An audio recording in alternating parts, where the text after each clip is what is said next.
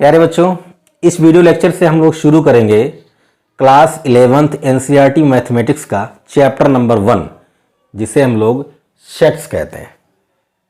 बहुत ही प्यारा चैप्टर है। कुछ बच्चों को कुछ चैप्टर्स टफ लगते हैं, जैसे सेट्स हो गया, रिलेशन फंक्शन हो गया, प्रोबेबिलिटी हो गई। कुछ ऐसे चैप्टर्स हैं जो टफ लगते हैं। तो टफ लगने का कोई और इशू नहीं है, टफ लगने का कोई रीज़न नहीं है। उसके दो ही रीज़न हो सकते हैं कि भाई आपने कॉन्सेप्ट को ठीक से समझा नहीं है, और दूसरा रीज़न ये है कि आपका प्रीवियस नॉलेज अच्छा नहीं है। हम लोग देखते हैं क्लास 9th में बच्चा है, तो 9th में जब है 10th में जब पहुंचता है, 9th की चीज़ों को हल्का लेता है, वो भूल जाता है, वो छोड़ देता है उन चीज़ों को। नहीं, प्रीवियस चीज़ों को कभी भी छोड़ना नहीं चाहिए। अपनी पुरानी चीज़ों को कभी छोड़ना नहीं चाहिए। उनको अपने साथ रख के चलो, उनको समेट के चलो, आपको बहुत ही आराम, बहुत ही आसान लगेगा कोई भी चीज़। तो अगर आप 11th की मैथ पढ़ रहे हैं तो 10th की मैथ आपको अच्छे तरीके से, उसका कॉन्सेप्ट, उसके फार्मूले, हर एक चीज़ आपको याद होनी चाहिए, समझ में आने चाहिए। तभी आप क्लास 11th की मैथ में उसका इस्तेमाल, उसका यूज कर सकते हैं। तो दो ही रीज़न हो सकते हैं, या तो आपने प्रीवियस नॉलेज आपका अच्छा नहीं है, आप भूल चुके हो, आपने मेहनत नहीं किया है, या फिर आपने जो भी चीज़ पढ़ा है उसका कॉन्सेप्ट आपको समझ में नहीं आया है। तो इस वीडियो लेक्चर में हम लोग सेट को बहुत ही इजी वे में समझने का प्रयास करेंगे। एक एक चीज़ को हम लोग समझते हुए चलेंगे। ये जो वीडियो लेक्चर है ये आपका एक्सरसाइज 1.1 का इंट्रोडक्शन वीडियो है। मतलब इस वीडियो के अंदर हम लोग सारे कॉन्सेप्ट, सारे तरीके सीखेंगे, और नेक्स्ट वीडियो में हम लोग एक्सरसाइज 1.1 को सॉल्व करेंगे। ठीक है, चलिए शुरू करते हैं और बात करेंगे हम लोग सेट की। सबसे पहले किसी भी चीज़ को पढ़ना है, समझना है, तो उसकी डेफिनेशन को समझो, वो क्या कह रहा है। अगर आप ये समझ गए तो आपको क्या करना है वो आपको आराम से समझ में आ जाएगा। ठीक है, तो सेट के डेफिनेशन को समझे, उसके हर एक चीज को समझते हुए चले। उससे पहले एक छोटा सा इंफॉर्मेशन है, छोटी सी जानकारी है जो आपको पता होनी चाहिए। अगर आपसे कोई पूछे कि भाई सेट के बारे में कौन सा मैथमेटिशियन है जिसने काफी काम किया, जिसने इसको इजी वे में हमारे लिए बनाया, तो वो हैं जॉर्ज कैंटर साहब। जर्मन मैथमेटिशियन थे। सेट के बारे में, सेट के डेवलप के बारे में अगर किसी ने काम किया है तो जॉर्ज कैंटर साहब ने किया है। तो अगर आपसे कोई भी पूछे कि सेट को डेवलप करने में किसको क्रेडिट जाता है, तो आपका आंसर होगा कि भाई जॉर्ज कैंटर हैं, जर्मन मैथमेटिशियन हैं, इन्होंने काफी कुछ काम किया है सेट के बारे में। ठीक है, एक छोटी सी जानकारी थी जो आपको पता होनी चाहिए। आइए बात करते हैं सेट की। कह रहा है कि सेट की डेफिनेशन की अगर बात करें तो इसमें कहता है कि a set is a well defined collection of object. Object का मतलब क्या होता है? ऑब्जेक्ट का मतलब होता है जो भी चीज हमारे जीवन में, हमारे आसपास जो भी चीजें हैं, वही सब ऑब्जेक्ट है। ये मार्कर है, ये बोर्ड है, ये कैमरा है। 10 लोग अगर हमारे आसपास हैं तो भी ऑब्जेक्ट ही हमारे लिए।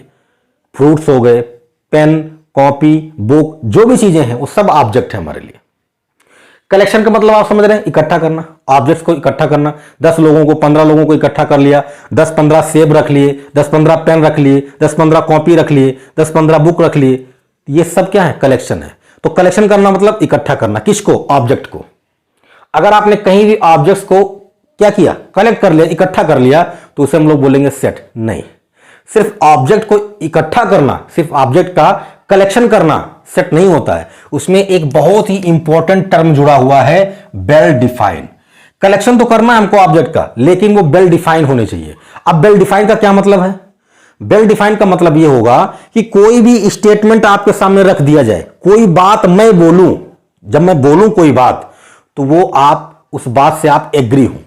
मान लीजिए कि 10 लोग आपके सामने बैठे हैं, आपने कोई बात बोला, 5 लोगों को वो बात अच्छी लगी, 5 लोगों को अच्छी नहीं लगी, तो जो बात आपने बोला है ना, वो वेल डिफाइन नहीं होगा। वेल डिफाइन का मतलब ये होता है कि अगर 10 लोग मेरे सामने बैठे हैं, 10 के 10 लोगों को मेरी बात पसंद आए, वो मेरी बात से एग्री हो, उसे हम बोलेंगे वेल डिफाइन। तो अभी वेल डिफाइन का मतलब आपको इतना मोटा मोटा समझ में आ रहा होगा। अभी जब कुछ एग्जांपल्स के द्वारा हम लोग समझेंगे तो और अच्छे तरीके से आपको समझ में आएगा। तो वेल डिफाइन का मतलब ये होता है कि कोई भी स्टेटमेंट कोई बोलता है, उसके लिए जितने भी लोग हैं वो सब एग्री हो, सबका आंसर एक जैसा हो, सबकी राय एक जैसी हो, तो उसे बोलते हैं वेल डिफाइंड। आई बात समझ में? आइए कुछ एग्जांपल्स मैंने पहले लिख रखे हैं, इनकी हेल्प से मैं आपको समझाता हूं कि भाई वेल डिफाइंड का मतलब क्या होता है। अब जैसे पहला स्टेटमेंट देखिए, कह रहा है कि the collection of all natural numbers.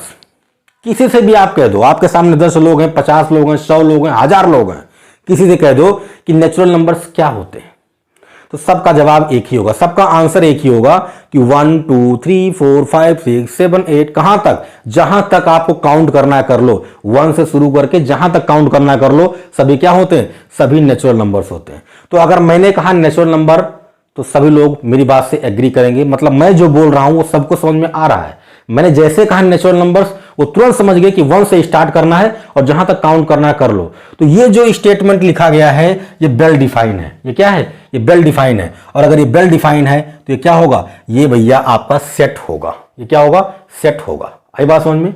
दूसरे स्टेटमेंट की बात करें, कह रहे हैं कि Kalidas was best poet of the world. महाकवि कालिदास, नाम तो सुना ही होगा। कालिदास बहुत ही महान कवि थे, इसमें कोई दो राय नहीं है। लेकिन पूरी दुनिया में अगर हम कहें कि पूरी दुनिया में सबसे महान कवि अगर कोई हुआ है तो कालिदास हुए हैं, तो ये गलत बात होगी। क्यों, हम यहां अपने लिए कह रहे हैं, भारत में हैं तो भारत में कह रहे हैं भाई कालिदास जी बहुत महान कवि थे, चलो ठीक है, हमारे भारत के लोग हैं, मान जाएंगे। लेकिन अगर किसी दूसरे कंट्री में जाकर हम बोले तो वहां के लोग नहीं ना जानते होंगे कालिदास जी को, वहां के लोग तो किसी दूसरे को जानते होंगे। मान लिया शेक्सपियर को मानने वाले हैं तो उनके लिए तो शेक्सपियर हो गए, हमारे लिए कालिदास है। और हमारे भारत में ही कई ऐसे ग्रुप हैं, कई ऐसी संस्थाएं चलती हैं जो सबको मान नहीं मानती हैं। कुछ लोग होंगे जो कहेंगे कालिदास जी महान है, कुछ लोग होंगे कहेंगे कबीरदास जी महान है, कुछ होंगे तुलसीदास को महान बताएंगे, कुछ लोग होंगे रसखान को महान बताएंगे, कुछ मीराबाई को मानने वाले हैं। तो भैया सीधी सी बात है, अगर 50 लोग आपके सामने हैं तो जरूरी नहीं कि 50 के 50 लोगों के लिए कालिदास बेस्ट पोएट हो। ठीक है, 25 के लिए हो सकते हैं, 25 के लिए कुछ और होंगे।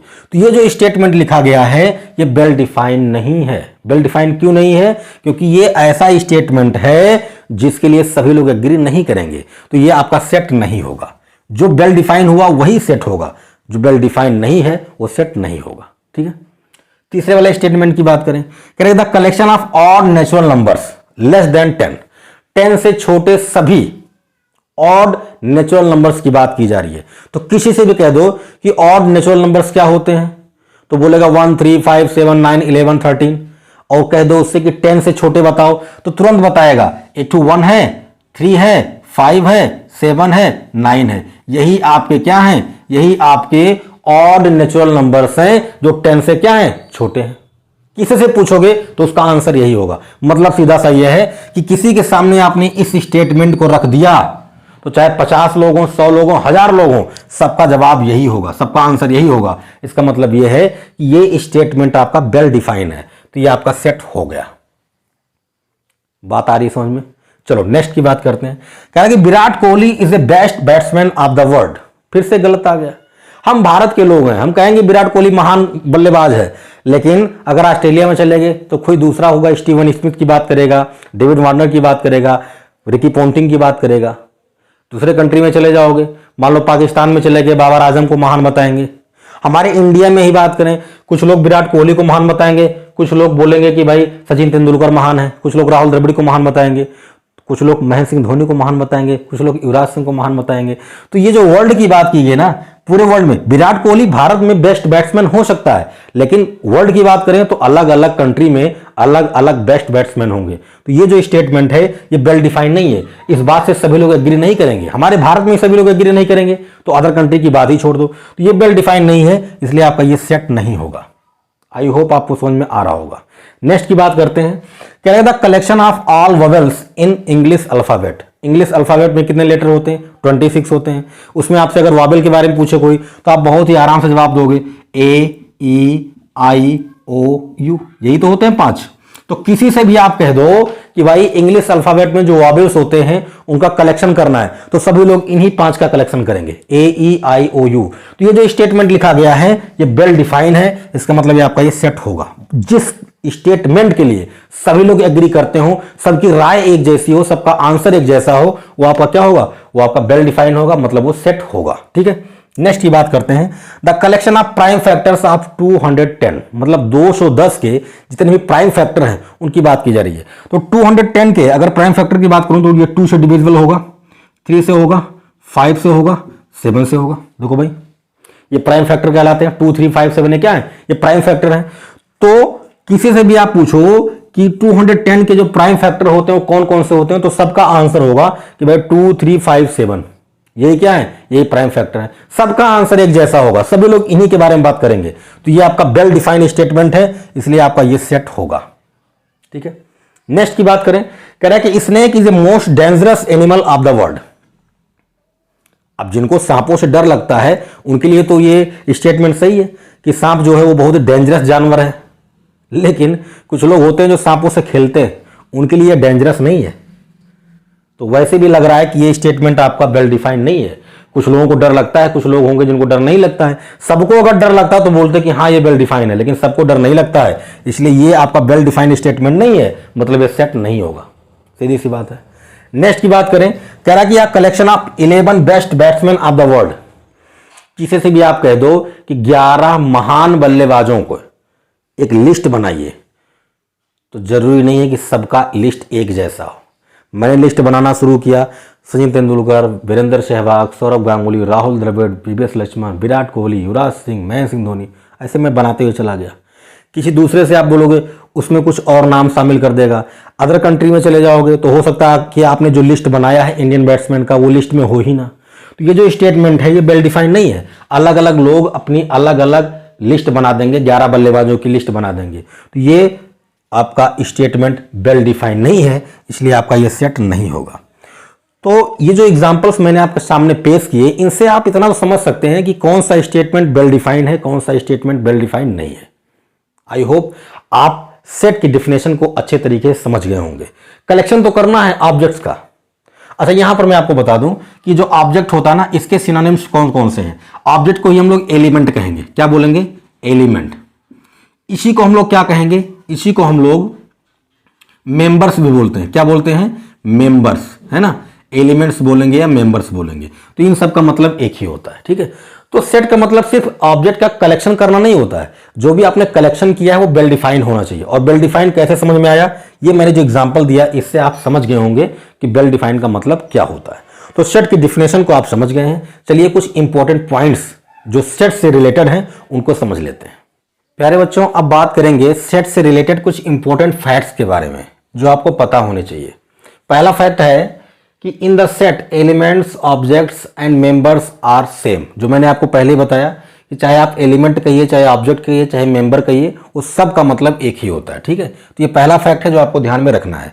दूसरे फैक्ट की बात करें तो कह रहा है कि the sets are usually denoted by capital letters ABC। मतलब किसी भी सेट को अगर आपको डिनोट करना है तो आप इंग्लिश अल्फाबेट के कैपिटल लेटर का इस्तेमाल करेंगे। A हो गया, B हो गया, C हो गया, X हो गया, Y हो गया, Z हो गया। तो किसी भी सेट को अगर डिनोट करना है तो आपको कैपिटल लेटर का इस्तेमाल करना पड़ेगा। ठीक है। तीसरे फैक्ट की बात करें तो कह रहा है कि elements are denoted by small letters. देखो, सेट को डिनोट करते हैं कैपिटल लेटर से, और जब बात आती है एलिमेंट्स को, ऑब्जेक्ट को या मेंबर्स को डिनोट करने की, तो हम लोग स्मॉल लेटर का इस्तेमाल करते हैं। जैसे A हो गया, B हो गया, C हो गया, X हो गया आपका स्मॉल लेटर का रहेगा, Y हो गया, Z हो गया। ये सब के सब क्या होंगे? स्मॉल लेटर के होंगे। तो एलिमेंट जो होते हैं उनको हम स्मॉल लेटर से डिनोट करते हैं, और जो सेट होगा आपका वो कैपिटल लेटर से डिनोट करते हैं। ठीक है। नेक्स्ट फैक्ट की बात करें तो all the elements of a set are being separated by commas and enclose with in brackets. Curly bracket का इस्तेमाल करते हैं। मतलब यह है कि अगर आपको किसी भी सेट को क्या करना है, किसी भी सेट में एलिमेंट्स को लिखना है तो कैसे लिखेंगे? कॉमा लगा के लिखेंगे। एक एलिमेंट को लिखने के बाद कॉमा लगाएंगे, फिर कॉमा लगाएंगे, दूसरे को लिखेंगे, फिर कॉमा लगाएंगे, तीसरे को लिखेंगे, और इन सबको हम लोग कर्ली ब्रैकेट में रखते हैं। मतलब जैसे मान लीजिए कि मुझे एक सेट बनाना है, मान लीजिए A, ये एक सेट हो गया, तो हम पहले बनाएंगे कर्ली ब्रैकेट। अब मान लीजिए इसके अंदर हमको एलिमेंट को रखना है, तो रख दीजिए, पहला एलिमेंट लिखेंगे स्मॉल लेटर का, कॉमा लगाएंगे, फिर दूसरे को लिखेंगे, फिर कॉमा लगाएंगे, तीसरे को लिखेंगे, फिर कॉमा लगाएंगे, चौथे को लिख दिया, कॉमा लगा दिया, पांचवें को लिख दिया, कॉमा लगा दिया, छठे को लिख दिया, कॉमा लगा दिया। मतलब यह है कि पहली बात तो यह है कि जो भी एलिमेंट होंगे उनको हम कर्ली ब्रैकेट के अंदर रखेंगे, और हर एक एलिमेंट के बाद हम लोग कॉमा लगाते हुए उनको सेपरेट करते हुए चलेंगे। ठीक है, यह आपका चौथा यानी नंबर 4 वाला फैक्ट हो गया। 5 नंबर की बात करें तो कह रहा है कि in the sets order does not matter. मतलब क्या है कि किसी को पहले लिख दो, किसी को बाद में लिख दो, कोई फर्क नहीं पड़ता। जैसे मान लीजिए कि मैं एक यहां पर सेट बना रहा हूं, मान लीजिए एक सेट बना रहा हूं मैं, देखो इसमें मैंने लिखा 1 2 3 4 5। यहां पर जो मैंने लिखा उसमें आर्डर आपको पता चल रहा है कि एक के बाद 2 आता है, फिर 3 आता है, फिर 4 आता है, फिर 5 आता है, ये आर्डर चल रहा है। लेकिन इसी में मैं कह दूं कि मैंने इसी सेट को कुछ इस तरह से लिख दिया है, 5 3 4 1 2 ऐसे लिख दिया। तो यहां पर तो ऑर्डर से लिखा है, यहां पर मैंने उल्टा पलटा करके लिख दिया, तो इससे कोई फर्क नहीं पड़ता किसको पहले लिखा किसको बाद में लिखा, कोई फर्क नहीं पड़ता। ऑर्डर डज नॉट मैटर, किसी को पहले लिखो किसी को बाद में लिखो, कोई फर्क नहीं पड़ता। लिखना सबको है, लिखना सबको है, सबको कॉमा लगा के अंदर लिख दो। कौन पहले आया कौन बाद में आया इससे कोई फर्क नहीं पड़ता, ठीक है। तो ये बहुत ही इंपॉर्टेंट फैक्ट है जो आपको ध्यान में रखना है।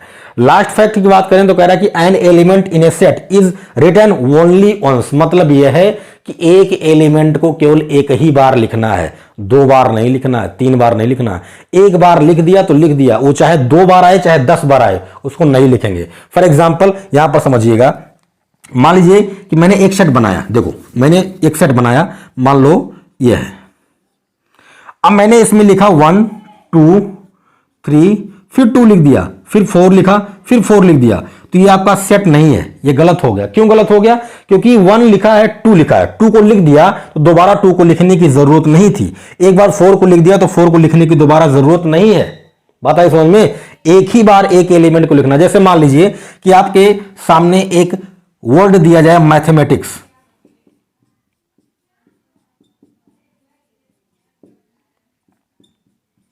ये अब इसका आपको बनाना है एक सेट, तो आप क्या करोगे? देखो आपने एक सेट बनाया, ए लिखा, करली ब्रैकेट बनाया। आपको क्या करना है? आपको इन एलिमेंट्स को कॉमा लगाते हुए लिखते हुए जाना है, ठीक है। तो आपने पहले लिखा एम, ठीक है, फिर लिखा ए, ठीक है, फिर लिखा टी, ठीक है, फिर लिखा एच, ओके, फिर ई को लिख दिया। अब एम को तो एक बार हमने लिख दिया ना, तो इस एम को नहीं लिखेंगे। ए को एक बार लिख दिया तो इस ए को नहीं लिखेंगे।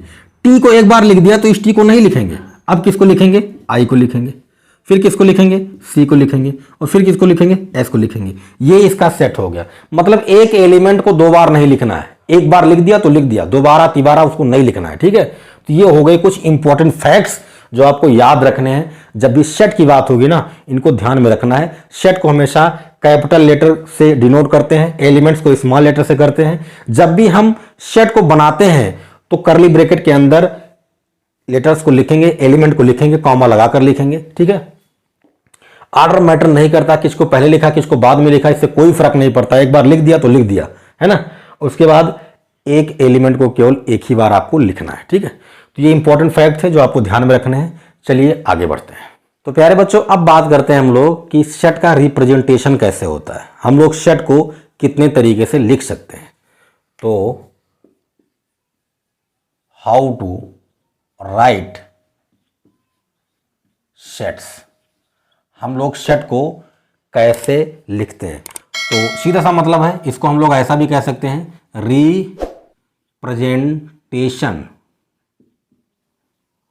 रिप्रेजेंटेशन ऑफ सेट्स, ठीक है ना।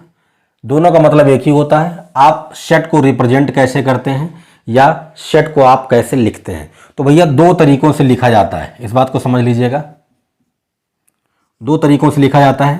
पहला होता है आपका रोस्टर फॉर्म, पहला होता है आपका रोस्टर फॉर्म, या इसी को हम लोग बोलते हैं टैबुलर फॉर्म, टैबुलर फॉर्म। और दूसरा होता है आपका set builder form, set builder form, ठीक है। सेट को हम लोग 2 तरीके से रिप्रेजेंट करते हैं, यानी 2 तरीके से सेट को लिखा जाता है। पहला होता है रोस्टर फॉर्म या टैबुलर फॉर्म, दोनों इसको बोलते हैं। और दूसरा होता है आपका सेट बिल्डर फॉर्म, ठीक है। अब पहला जो होता है रोस्टर फॉर्म या टैबुलर फॉर्म, इसमें क्या होता है? इसमें बेसिकली एलिमेंट्स लिखे होते हैं। क्या होते हैं? एलिमेंट्स होते हैं। मतलब इसमें एलिमेंट्स को लिखा जाता है। सीधा सा मतलब यह है कि सीधा सीधा जैसा हमको सेट दिया है वैसा ही लिख देते हैं, ज्यों का त्यों लिखना रोस्टर फॉर्म या टैबुलर फॉर्म कहलाता है। उसमें एलिमेंट होते हैं। दूसरा जो होता है सेट बिल्डर फॉर्म, इसमें स्टेटमेंट होता है। इसमें क्या होता है? स्टेटमेंट लिखा होता है। जैसा मैंने एग्जांपल जब सेट का दिया था तो उसमें स्टेटमेंट लिखा था। तो जहां पर स्टेटमेंट लिखा होगा वो क्या करेगा, उसको हम लोग सेट बनाने के लिए इस्तेमाल करते हैं। इसका नाम जो सेट बिल्डर फॉर्म, इसका मतलब यही है कि ये क्या करता है, ये सेट को बिल्ड करने का काम करता है। इसमें स्टेटमेंट लिखा होगा, उस स्टेटमेंट को हम पढ़ेंगे, उसके बाद समझेंगे, उसके बाद हम लोग सेट बना देंगे। ठीक है, तो इससे क्या होता है, इससे सेट बिल्ड होता है आपका, इसलिए इसको कहा गया सेट बिल्डर फॉर्म। इसमें आपको हमेशा एक स्टेटमेंट लिखा मिलेगा। और जो रोस्टर फॉर्म होता है या टेबलर फॉर्म होता है, ये सीधा सीधा लिखा होता है, ज्यों का त्यों लिखा होता है, इसमें एलिमेंट्स लिखे होते हैं। तो ये तो आप समझ गए होंगे कि सेट को हम लोग दो तरीके से लिखते हैं, एक होता है रोस्टर फॉर्म या टेबलर फॉर्म, दूसरा होता है सेट बिल्डर फॉर्म। अब एक ही एग्जांपल को मैं दोनों तरीके से लिख के दिखाता हूं कि भैया रोस्टर फॉर्म में क्या लिखा जाता है और सेट बिल्डर फॉर्म में क्या लिखा जाता है। देखो, मान लीजिए कि मैंने एक सेट बनाया A = 2, इसमें मैंने लिखा 1 2 3 4 5, ये आपका एक सेट है, कर्ली ब्रैकेट के अंदर लिखा गया है, एलिमेंट्स को हमने कॉमा लगा के लिखा है। तो ये जो सेट लिखा गया है इसमें एलिमेंट लिखे गए हैं, तो ये आपका क्या है, रोस्टर फॉर्म या टेबलर फॉर्म, मतलब ज्यों का त्यों लिख दिया गया। अब इसी का अगर हम सेट बिल्डर फॉर्म बनाते हैं तो कुछ ऐसा लिखते हैं, A = x सच दैट, इसको सच दैट पढ़ते हैं, x such that x is a natural number less than or equal to 5। मतलब ये जो लिखा गया ना, इसी को हमने अब स्टेटमेंट में लिख दिया। यहां पर क्या लिखा है, यहां पर स्टेटमेंट लिखा है। ये कह रहा है कि x सच दैट x, मतलब x इस प्रकार है कि यह एक नेचुरल नंबर है और कैसा है, 5 या 5 से छोटा है, वही तो लिखा है। कुछ साइन है जो आपको ध्यान में रखने हैं। यहां पर लिखा है less than or equal to, तो कुछ साइन आपको है जो ध्यान में रखना है। जैसे ये होता है आपका लेस देन का साइन, क्या होता है, लेस देन। ये होता है आपका ग्रेटर देन का साइन, क्या होता है, ग्रेटर देन। ये होता है less than or equal to, क्या होता है, लेस देन और equal.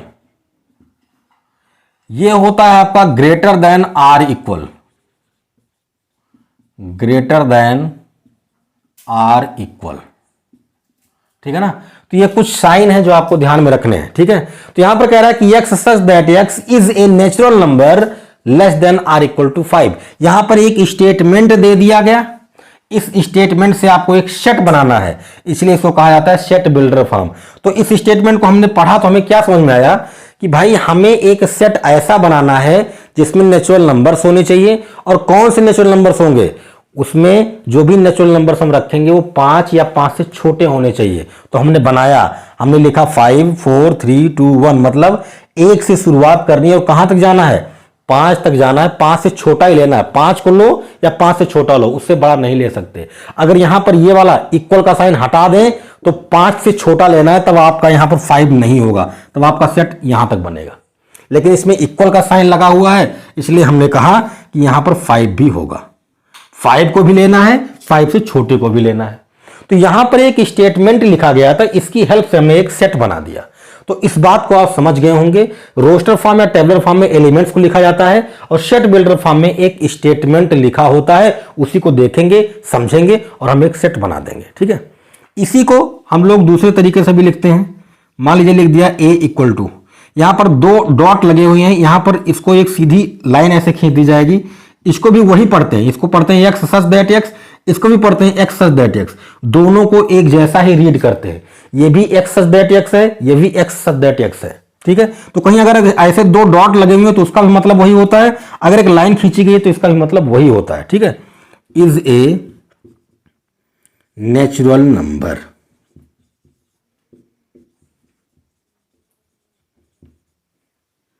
Less than or equal to 5।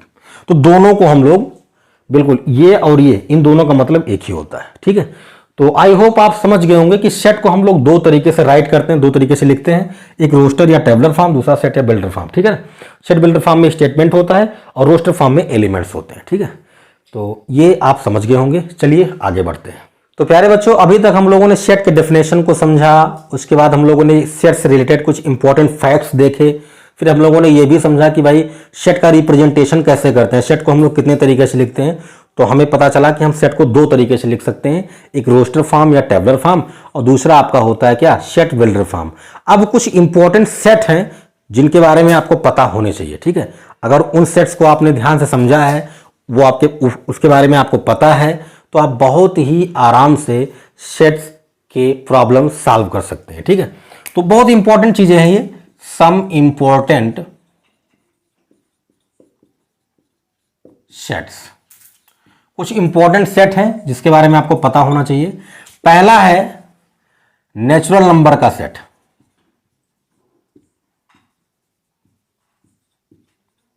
Natural number है ना, नेचुरल नंबर्स का सेट आपको पता होना चाहिए, ठीक है। तो नेचुरल नंबर्स को हम लोग क्या करते हैं, बेसिकली n से डिनोट करते हैं, n से डिनोट करते हैं।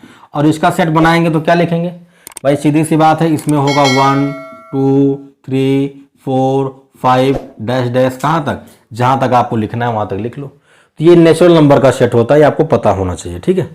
दूसरे नंबर पे आपका आता है होल नंबर।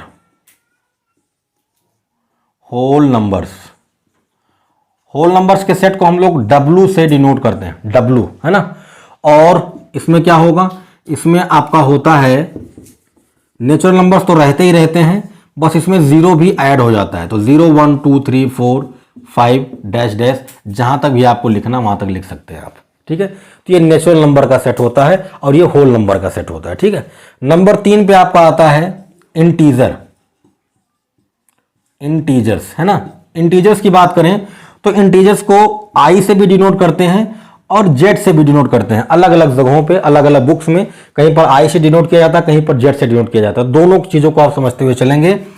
ये क्या होता है, अब इंटीजर्स में पॉजिटिव नेगेटिव जीरो सभी होते हैं, ठीक है। तो मैं ऐसे लिखता हूं -3 -2 -1 0 1 2 3, कुछ ऐसे होगा, ठीक है। इसमें 0 भी होगा, नेगेटिव वाले भी होंगे, पॉजिटिव वाले भी होंगे। तो ये हो गया इंटीजर का सेट, ठीक है। अब इसी में आपके दो सेट और बनते हैं, एक होता है positive integer, positive integers. Positive integers को हम लोग I प्लस लिखेंगे ऊपर लगा के, या Z प्लस लिखेंगे, है ना। इनमें क्या होगा, इनमें भैया सभी पॉजिटिव इंटीजर रखते हैं, जीरो को नहीं लेते हैं। जब भी इंटीजर की बात होती है वहां पर जीरो शामिल होता है, लेकिन जब पॉजिटिव या नेगेटिव इंटीजर की बात करेंगे तो वहां पर जीरो नहीं होता है। तो कौन होंगे, 1 2 3 4 5, ये होंगे, है ना, ये होंगे, ठीक है। नेक्स्ट की बात करें तो इसी में होगा नेगेटिव इंटीजर। क्या होगा, नेगेटिव इंटीजर। नेगेटिव इंटीजर में I के ऊपर माइनस लगा देंगे, नेगेटिव पर साइन लगा देंगे, या Z के ऊपर भी नेगेटिव पर साइन लगा देंगे, ठीक है। ये क्या हो जाएगा, अब इसमें भी जीरो नहीं होता है, इसमें नेगेटिव वाले नंबर होंगे -1 -2 -3 -4 -5 अप टू -इनफाइनाइट। ये हो गया आपके नेगेटिव इंटीजर, ठीक है। नेक्स्ट की बात करें, नेक्स्ट की बात करें तो नेक्स्ट में कौन आएगा, नेक्स्ट में आपका आ जाएगा rational number. Rational numbers, rational numbers को हम लोग Q से डिनोट करेंगे। किससे करेंगे, Q से डिनोट करेंगे। क्या होगा, x such that x is a rational number. Rational number है ना, और यहीं पर हम लिख देंगे P/Q, Q not equal to 0, ठीक है। ये रैशनल नंबर की पहचान होती है कि हम उसको क्या करते हैं, उसको हम लोग फ्रैक्शन में लिखते हैं, ठीक है। और यहीं पर आप चाहें तो लिख दें where P and Q are any integer. कोई भी इंटीजर हो सकते हैं P एंड Q, है ना। तो ये कुछ इंपॉर्टेंट सेट्स हैं जो आपको ध्यान में रखने हैं। पहला नेचुरल नंबर का सेट, दूसरा होल नंबर का सेट, तीसरा इंटीजर का सेट, चौथा पॉजिटिव इंटीजर, पांचवा नेगेटिव इंटीजर, है ना, या फिर आपका रैशनल नंबर। अब एक चीज आपको ध्यान में रखनी है, जो पॉजिटिव इंटीजर वाला सेट होता है वो नेचुरल नंबर के सेट के बराबर होता है। तो कहीं भी अगर आपसे कहा जाए पॉजिटिव इंटीजर का सेट, तो आपको क्या समझना है, आपको समझना है कि भाई वो नेचुरल नंबर का ही सेट है। तो चाहे नेचुरल नंबर बोले या पॉजिटिव इंटीजर बोले, दोनों का मतलब एक ही होता है, ठीक है। तो ये कुछ इंपॉर्टेंट सेट हैं जिसके बारे में आपको पता होना चाहिए, ठीक है। चलिए कुछ और चीज़ों को समझते हैं। तो प्यारे बच्चों, अभी तक हम लोगों ने कुछ इंपॉर्टेंट सेट्स के बारे में बात किया, चाहे वो आपका नेचुरल नंबर का सेट हो, होल नंबर का सेट हो, इंटीजर का सेट हो, पॉजिटिव इंटीजर, नेगेटिव इंटीजर, या रैशनल नंबर का सेट हो। एक उसमें होता है इर्रेशनल नंबर। क्लास 10th में आपने पढ़ा होगा irrational number, irrational numbers. Irrational numbers क्या होते हैं? देखो, रैशनल नंबर को तो हम पी वाई क्यू के फॉर्म में लिख देते हैं। अगर रैशनल नंबर की बात आती, रैशनल नंबर की, रैशनल नंबर्स, तो इसमें हम पी बाई क्यू के फॉर्म में लिख देते हैं और कहते हैं कि क्यू जीरो नहीं होना चाहिए, मतलब डिनोमिनेटर कभी भी जीरो नहीं हो सकता। ये चीज रैशनल नंबर में होती है। लेकिन इर्रेशनल की जब बात आती है तो हम जो भी नंबर होगा उसे हम पी बाई क्यू के फॉर्म में नहीं लिख सकते। पहली चीज, कभी भी उसे हम फ्रैक्शन में नहीं लिख सकते। और कुछ ऐसे नंबर्स होते हैं जिनको देख के ही हम जान जाते हैं कि ये इर्रेशनल नंबर है। जैसे पाई की बात करें तो ये इर्रेशनल नंबर है। अगर मैं ई की बात करूं तो ये भी इर्रेशनल नंबर है। अगर मैं बात करूं √2 की तो ये भी इर्रेशनल है। 3 की बात करूं ये भी इर्रेशनल है। 5 की बात करूं ये इर्रेशनल है। मतलब कुल मिला के कुछ ऐसे नंबर्स होते हैं जिनको देख के ही हम बता देते हैं कि ये इर्रेशनल नंबर है। अब रूट के अंदर ऐसे कोई नंबर हो जिनका हम स्क्वायर रूट ना बता पाए, इसका भी स्क्वायर रूट बता ले जाएंगे लेकिन थोड़ी सी मेहनत करनी पड़ेगी। अगर यहीं पर होता 4 तो इसका फटाक से बताते 2 होता है। अगर होता 9 तो तुरंत बताते 3 होता है। अगर होता 16 तो तुरंत बताते 4 होता है। ये तो बता देते, लेकिन 2 का हम नहीं बता पाएंगे तुरंत, इसको निकालना पड़ेगा। 3 को निकालना पड़ेगा, √5 को निकालना पड़ेगा, √7 होता निकालना पड़ता, √6 होता निकालना पड़ता, √8 होता निकालना पड़ता। तो कुछ ऐसे नंबर्स होते हैं जिनका हम आसानी से स्क्वायर रूट नहीं निकाल पाते हैं, उनको हम लोग बोलते हैं इर्रेशनल नंबर। तो ये बात आपको ध्यान में रखनी है, ठीक है। अब एक होता है आपका रियल नंबर। रियल नंबर्स क्या होते हैं? Real numbers basically rational plus irrational का समेशन होता है ना। रैशनल नंबर को और इर्रेशनल नंबर को अगर हम जोड़ दें तो हमें क्या मिलता है? हमें रियल नंबर मिल जाता है। हमें क्या मिलता है? हमें रियल नंबर मिल जाता है, ठीक है। तो ये कुछ इंपॉर्टेंट नंबर्स थे, इनका सेट था जो आपको याद होना चाहिए, जो आपको समझ में आना चाहिए, ठीक है। अच्छा, एक चीज और है, ये एक साइन आपको मिलेगा ऐसा और एक साइन मिलेगा ऐसा। इसका मतलब क्या होता है? इसका मतलब होता है बिलोंग्स टू, और इसका मतलब होता है डज नॉट बिलोंग्स टू।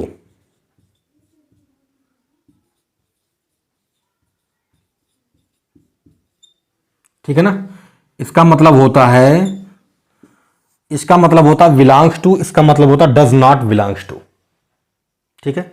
अब देखो, इसको हम बोलते हैं एप्सिलॉन। क्या बोलते हैं? एप्सिलॉन। ये एक ग्रीक लेटर है, इसको हम बोलते हैं एप्सिलॉन, ठीक है। तो अगर एप्सिलॉन लिखा है तो इसका मतलब होता है बिलोंग्स टू, और अगर ऐसे क्रॉस लग गया इसमें तो बोलता है डज नॉट बिलोंग्स टू। अब एग्जांपल देखना कैसे समझेंगे। मान लीजिए एक सेट मैंने लिखा